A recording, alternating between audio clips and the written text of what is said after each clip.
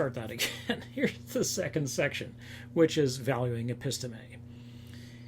Okay, so let me pause after this sort of, I put myself into this sort of position of being anomalous and arguing for it. Not so fast. I'm saying that I'm staying, but I'm also complaining. I specialize. I specialize in that, right? I'm articulate when it comes to saying what's wrong and what I do about it if I ran the world. Like if you put me in charge of the world, well, I'll get busy. I mean, you want to see some 80-hour weeks? I'll put in some 80-hour weeks, and I won't be golfing.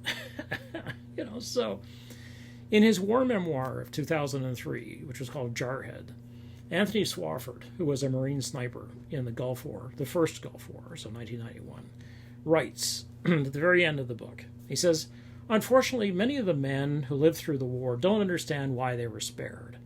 They think they're still alive in order to return home and make money and fuck their wife and get drunk and wave the flag. These men spread what they call the good news about war and warriors." This is Swofford, page 254.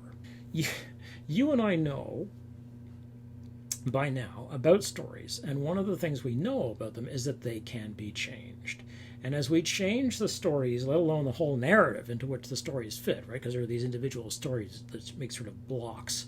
But then there's the picture, the overall, that the stories fit into, the narrative. We also know that we can change perception. And if we change perception, how we see the stories, we're already on the way to changing the whole narrative, because we're going to look at it and go, wait a second. Right? So we know that these two things probably happen together. That if we change our perception, then we're going to see new stories.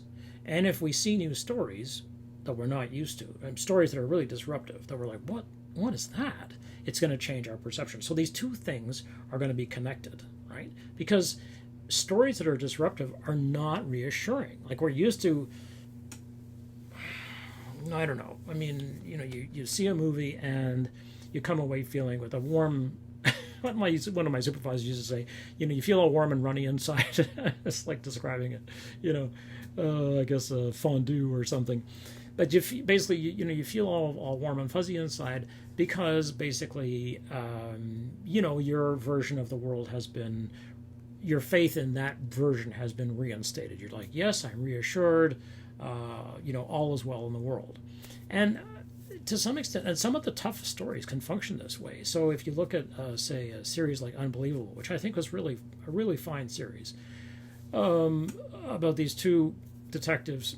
One is played by Toni Collette, and one is played by, I don't know her name. She's a new actor to me, and she plays the Midwesterner, basically, who gets on this case. They both get on the case of serial rapists who are getting away with rape, and have been for years. And the one young woman who comes forward and basically decides that, no, she draws the line here. This is it. It's a very fine series called Unbelievable, and it's based in reality and true story and so on. And justice is done, which is great, right? At the same time, when justice is done, you're like, phew, justice was done. You're like, okay, as long as these two women detectives who are so smart and are so good are out on the case, I don't have to worry about it. Right? That's great. Promote women. Yay. Excellent. Terrific. It's like, which I do believe in. Yeah, I believe in that. But at the same time, that's a reassuring story because I get to go away and feel all warm and runny inside. Like, well, that's maybe not so good. Maybe what I need to do, and this is what Bertolt Brecht, a German playwright a modernist, early modernist German playwright in the 20s and 30s, basically wrote these plays, and his attempt was to piss people off and make them so upset that they would leave the theater and take all the energy that they had stored up in waiting for catharsis. So this is at the end of a Greek play, especially these terrible tragedies, you're supposed to have what Aristotle called a catharsis, which is this release, this incredible release of emotion, which is this combination of pity and fear at the same time. And it's sort of the kind of thing that people experience often. What they describe, like, why do people watch horror movies? And the typical explanation for it is that it produces this kind of release of intense emotion, where it's been building up and building up, and then there's this, finally everything falls apart, and finally the evil, whatever it is overcome for the moment. And so there is a momentary release of this kind of really dark stuff. And so that's how horror films work, and it's how a lot of tragedy works. And tragedy is often horrific. I mean, that's the point about tragedy, is that you are not there to feel, oh boy, everything is going to be okay. It's like, no, you come away going, oh, what an awful situation. That's just terrible. And as a result, I will go out and change things. Right? That was Brecht's idea. But actually, we don't really like that kind of story. Because it's disturbing, and we don't really want to. You don't want to be disturbed. And people are like, "Are you kidding?" I mean, I'm now after a 10-hour day of doing what I'm doing, and I'm taking care of this, and I'm doing this for my parents or my household, and then I have to do this, and I got to be on, and I'm teaching or working.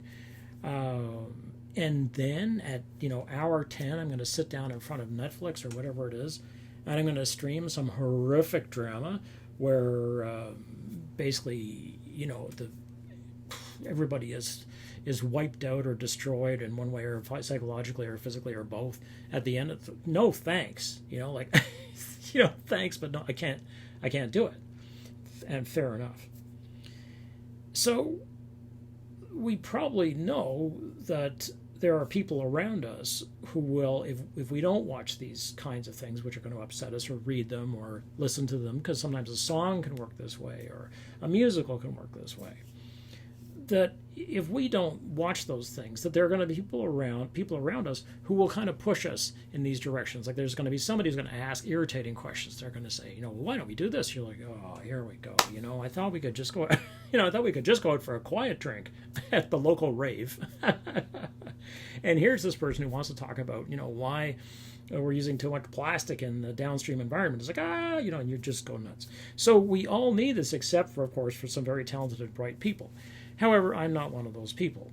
I needed to go to school, and I needed to meet people who could push me and help me navigate my confusion with the world, my rage at injustice, to examine my own complicity in systems of oppression. And of course I was complicit. I still am complicit. All those things. I needed teachers my whole life, and I still do. There are different teachers now. I mean, mostly it's you folks who teach me things. And every year I work with you, I learn things. I hope, I learn things. So, we you have to go on doing that. I think you have to go on being troubled, having to rethink and having to re-see, right? So this perception, in other words, you need to change your perception, your point of view. But the problem with this perception stuff is it doesn't change fast. It's slow. Relatively, in our lifetimes, our perception may change over the course of 20, 30 years. It can take time. And you can be working at it the whole time. You're like, okay, if you look back, you think, yeah, I'm, at age 20, what did I think about when I was age 15? You're like, oh, yeah, okay, I've come a long way. Good, good for me. Or what about, let me see if I can get a bit more light on us here. Yeah, it doesn't make much difference. It's just like perception, right? It doesn't change easily. So, or, when you're 25 or 30 and you look back, you think, what was I like at 20? You're like, oh, yeah, okay, I'm making progress. But you're making progress, right? You're not getting cured. You don't suddenly see things differently. You're like, aha, I can remake my reality. There are going to be leaps at different points. You may experience something of a leap in first year. Not so much in first year as when you look back and you think, wow, look at what I was thinking. And I started to think about this. Look at what I was thinking. When I went to first year, I was 21. Is that right? I think I was 21. Yeah. and I'd had to go back to high school. It's a big, long, boo-hoo story. It's good. It was interesting. But anyway, I wouldn't trade it away for anything. It was the right time to go to school for me. It was great. But at the point that your guys are graduating, I was just beginning. And my world was shaken up significantly, which was great. I mean, it was amazing. It was exciting. It was frightening. It was exhilarating. It was great. So when I look back, I see the changes that occurred basically in my ideas in the first couple of years at school, which would have been first year for me because I was going more slowly. And I see that, my perception of things was changing, and it went on changing. But it also slows down and speeds up. If we want to drive ourselves into a perfect rage, we can think about a kid somewhere who's maybe 6, who's living in a transit camp, or in a country that doesn't like his or her origin or religion. And that kid is right now dying because there's no fresh water and the kid is sick. So if you want to get angry, there's plenty, right? And before we even move to click a link and send water or send $1 or whatever it is that you're being asked for, the kid is dead, right? Because that's the way things are happening. That's how things are happening. And that happens as you click the link, and it happens as you send $1 or $5 or $20, and it keeps on happening. Okay, so this is why Omelas is useful as a starter, but not that useful as a finisher. Basically, it's not that useful as a way to actually solve this problem, right? Because if you're going to walk away from Omelas, you're going to walk away presumably from a way of thinking, of acceptance.